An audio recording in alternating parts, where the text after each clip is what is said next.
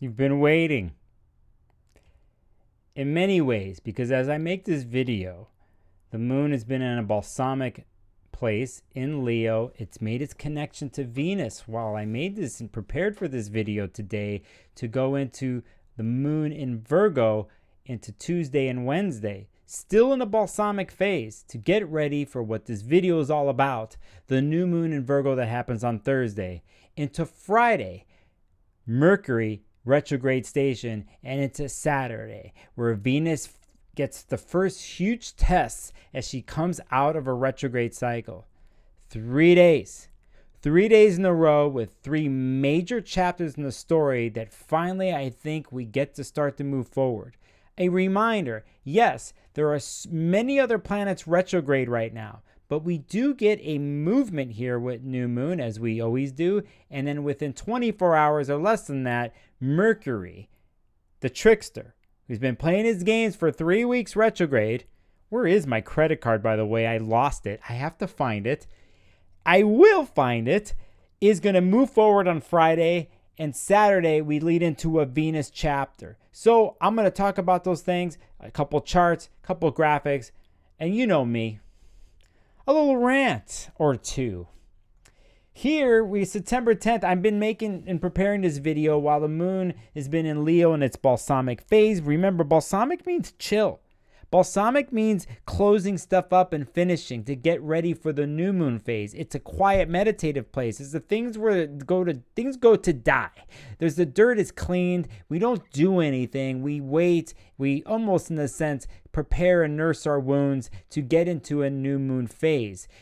While I'm making the video here on Monday night, the moon in Leo made a connection in the sky, a conjunction with Venus earlier in the day. Venus in Leo. This is important for you to remember here because it's the first moon-Venus conjunction we've had since Venus coming out as morning star and out of retrograde, okay? But it happens with a balsamic ending feeling. So there's still remnants here that Venus and Leo, freshly moving forward, still has to, I think, deal with and process internally.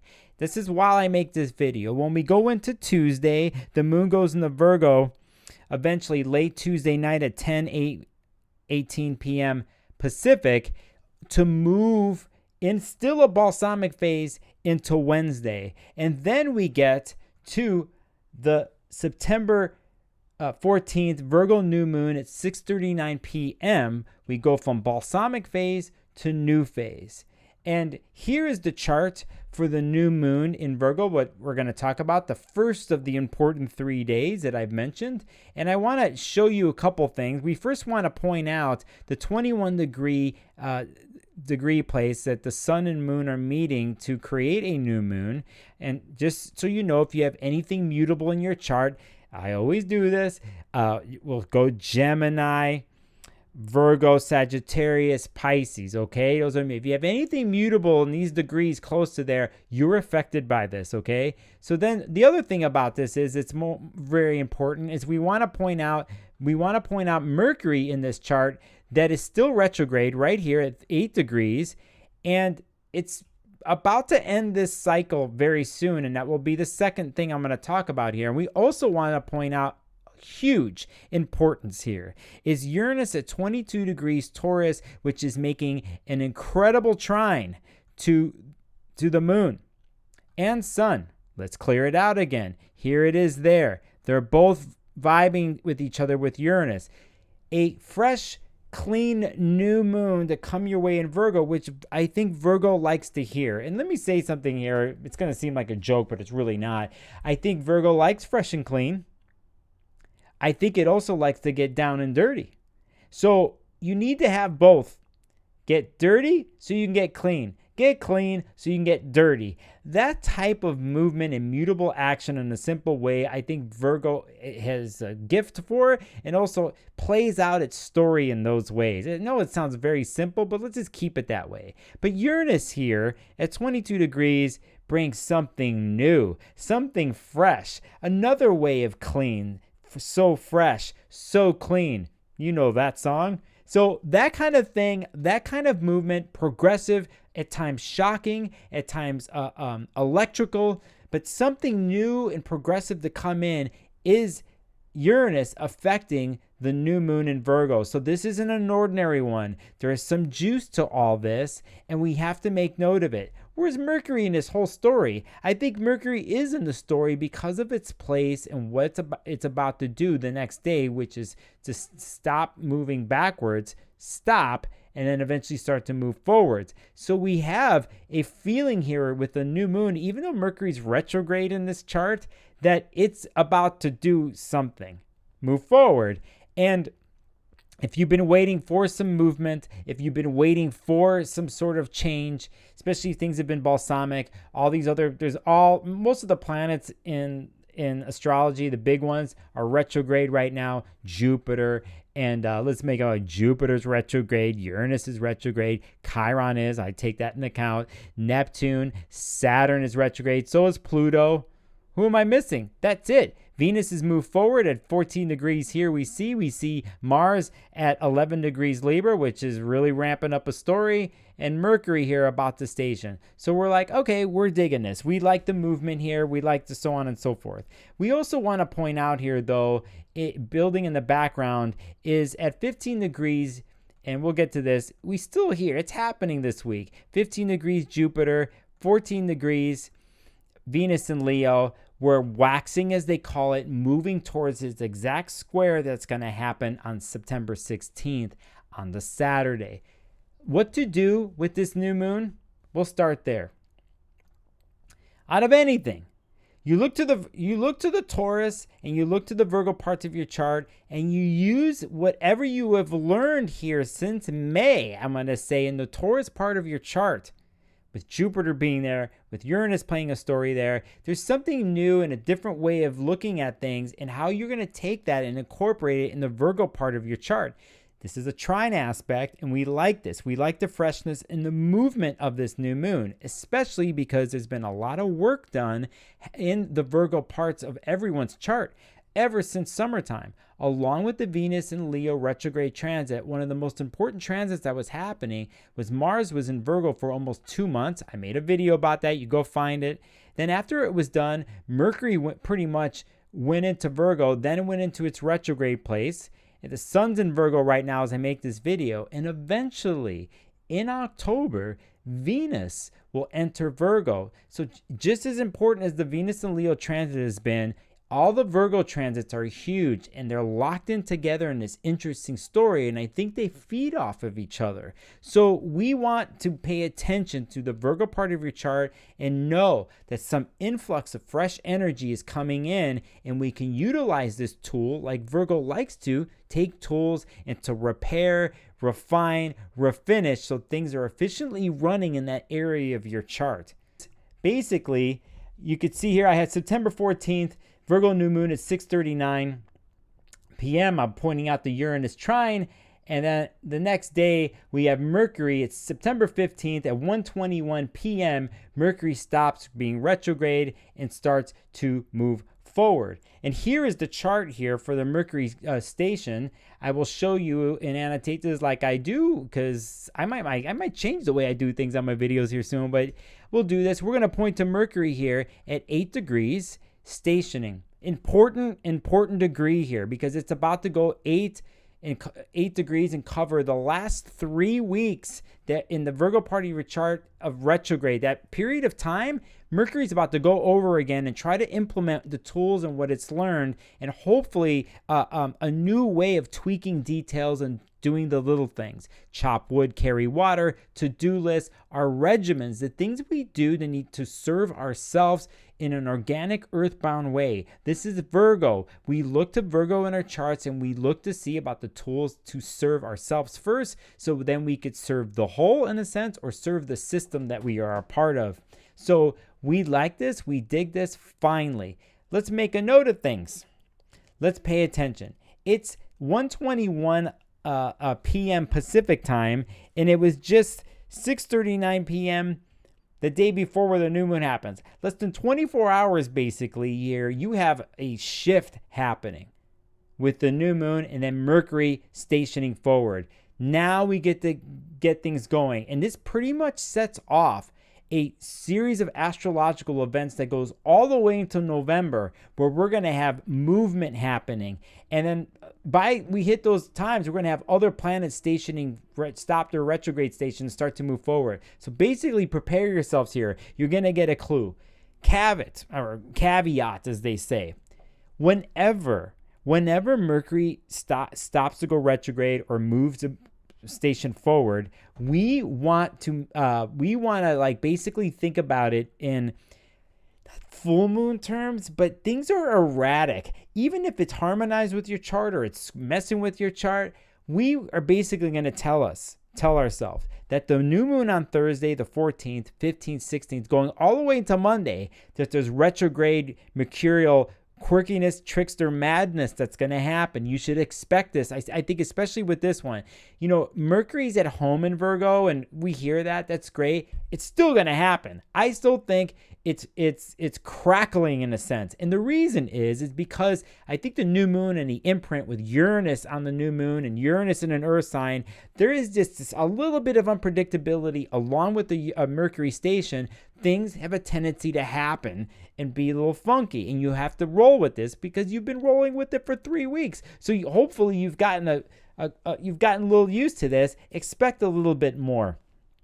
So basically here we have at 1:21 p.m. Mercury stops retrograde. But if you notice the next thing on my list, there's something that happens within 5 hours, and I'll point this out in the chart here. And this is something we need to take a note of, because here in the chart, not only do we have the Mercury station, but we have the sun at 22 degrees Virgo. And then we have Uranus that was imprinting the new moon at 22 degrees, finally hitting an exact mathematical moment with the sun. So this carries into the day this amazing planet that brings in just a way of breaking free of things and breaking off stuff that does not work anymore. And Uranus brings that, and we appreciate that with Uranus. And it's doing this to the Virgo sun, and it's doing it for the transits pretty much for the whole weekend. So you could see now how Uranus is a player here, Mercury's a player here, and there's this energy and vibrance going on along with something new, the new moon in Virgo. We have that, right? Let me make sure I tell you the time. I said 6:23 p.m. All right, let's get to the third day. And I think this one's a biggie, as they all have been. And we're going to get to the third one, and it's September 16th. Venus squared Jupiter at 11:09 p.m. Pacific, which means it goes into the 17th, really exact, but it's been building really for the last, to be honest with you, because I'll just do this. I was going to heavily edit this video, but to be honest with you, Venus is squaring Jupiter since June, okay? This has never gone away. We have the exact mathematical moments of the 3 times. I'll put it up here in a second, but we don't discount this. Venus has been squaring Jupiter and Taurus the whole time. So the way the retrograde has gone for many people, I think they've crashed and burned in your Leo part of your chart during the 43, 44 days it was retrograde. So there's a crash and burn feeling. Here is the third time, and I'll get to that slide in a second. September 16th, 15 degrees. You see the square here on the screen. That's what a square is, and it's squaring off. They're 90 degrees away from each other. And here are the dates when Venus squared Jupiter. First time, June 11th, 5 degrees. Second time, August 22nd, 15 degrees. They happen at 15 degrees. Here it is, the 17th, 15 degrees. It's never changed really since the summertime, but especially from building up from August till now. This has never changed degree-wise really, and it's been prevalent. When we have a square like this, I think this third time is going to be an example. Everyone's a little different with this. But those who've been watching my channel, I always reach out to you Scorpio risings. You fix people that fix stuff in their chart, all that, okay? You Leo risings, Aquarius risings, Taurus risings, okay? And those sun signs. You got planets in that stuff. You got planets at those degrees. Here we are. We're building up this whole week. You've already had the story get set off most likely. But when we get to here Saturday, it's peaking. And this is the third time. It's in one way the third and final test for Venus connecting with Jupiter to see how she expresses herself with the bounty of Jupiter. And even though Jupiter's retrograde is a little tamed off with Jupiter, like I say an example, Jupiter walks into the room with 20 balloons. Everyone walks in with one into the birthday party. Jupiter walks in with 20. It's magnifying its quest in Taurus, and it's magnifying Venus in Leo. And I think Venus in Leo loves magnification. I don't think at this point, if you're honest with yourself, you realize how you didn't like the magnification at the times it was retrograde this summer because you crashed and burned, or you realized you couldn't do your normal Venus and Leo self, the way you express yourself and how you fulfill your desires, and most importantly, the passion behind them and how it was flamed out or petered out and wasn't as bright as it used to be in that part of your chart for years. So clue, you want to go back to 2015. That's a place you can go back and look to. That's a bonus for you. But here, Venus and Jupiter have this third set off. Did Venus and Leo learn anything during this retrograde? Well, here's the beginning to see if we have. So if you're watching and you're been affected by this, think about how you express yourself now. Think about where your key core values are as a person and how you need to fulfill and live by those values, but fulfill your desires, and how you use the fire and passion to fuel the desires, the accomplishment of those desires. My positive way of looking at this is, at this point, if you haven't figured it out, this is gonna hit you hard, not feel good. But if you've been paying attention to this cycle and you're coming out new, you're going to feel like you want to run right up on stage. And hell, I'll lead you up on stage. But you have to know that you still possibly might not get the applause. You still might be booed off stage. But you have to remember, it doesn't matter. What matters is you're expressing just to express. How you express, who you express it to, in what ways. Is it solid? Does it come with honor? Even a little bit of humbleness? But with fire? I feel you. Does it get pompous? Dark side ego? Manipulative? Play games? Nobody else matters, just me. That kind of attitude? Not happening. Remember, your core light, your core expression, we need to see that. In the process of doing something like that, I think generosity is naturally reciprocated. You can get the applause. It doesn't matter what the applause is, really. It's really this, what I'm saying. I've made this. I want to show you my heart, my passion, my life force. Share it with me. Isn't this incredible? So basically, it can go several ways. That happens on Saturday, the 17th. One more thing I will get to here. I could bring up a chart, but I won't. You could see the dates. We'll get to it. That happens on the 17th at 15 degrees. Huge importance. Remember that Venus is going to make a third hit to Chiron and eventually a third square to Uranus at the end of the month. We get to see the story play out very, very soon in the Venus and Leo world. We get to see now how much worth and how much has been learned. That's what I have to say to you. Keep it together this week, people. I know you're going to bust out of the gate on Thursday. It's all good. I'm going to feel that way. But remember, I told you, things can get erratic with this one. If you can ride that erratic horse and have fun with it and go with the flow of the Mercury retrograde station and Uranus involved with the new moon and trining the sun and knowing the dramatic story that's happening here this weekend with Jupiter, Venus, if you gauge it and watch like you're watching a play, and if you feel like you're involved in the play, just observe. If you feel called to take action in that story and opera and play, feel free to do it, knowing everything you've learned in the last several months in the Leo part of your chart and the Virgo part of your chart. And when I have the next video for next week and down the line, we're going to continue this operatic story. If you feel called to, hit me up in the comments. Tell us what the hell's been going on with you. Me, I'm ending some sort of thing in my world, but I'm always working, and I got surprises too coming along the way. So I'll actually leave you with a question.